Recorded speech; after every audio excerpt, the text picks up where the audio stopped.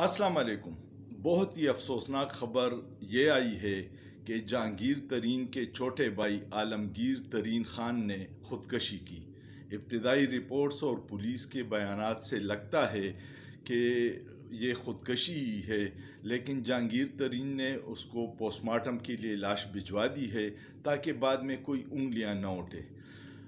ख़ुदकशी लोग क्यों करते हैं? मुझे चार्ली चैपलिन की वो बात याद आ रही है।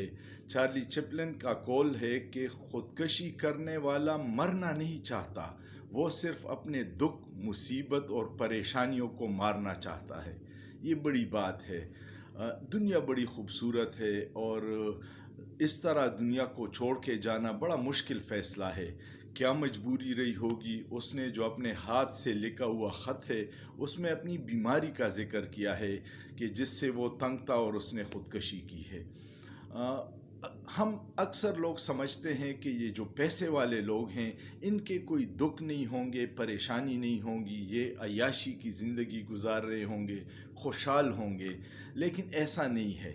मेरे और आपके दुख कुछ और हैं और पैसे वालों के दुख कुछ और हैं। हमारा मसला तो बिजली का बिल है, बेरोज़गारी है, घर का किराया है, महंगाई है, बच्चों की फ़ीस है, और इन अरबों खरबों कमाने वालों के दुख और दर्द कुछ और तरह के होते हैं। जब आप इनके दुख दर्द देखेंगे और इनके मसले मसाइल देखेंगे तो अपने आप को बहुत खुशकिस्मत समझेंगे। बिल का कितना बड़ा मसला होगा, हल हो जाएगा, लेकिन इनके मसले ऐसे होते हैं कि इनको फिर जान देनी पड़ती है। और मुझे इस हवाले से अमजद इस्लाम अमजद का एक शेर याद आ रहा है कि अमजद इस्लाम अमजद कहते हैं कि किसी की आंख जो पुरनम नहीं है, किसी की आंख जो पुरनम नहीं है, न समझो ये कि उसको गम नहीं है। इसका मतलब यह है कि जो रोता नहीं है ये मत समझो कि उसके कोई मसले मसाइल नहीं है।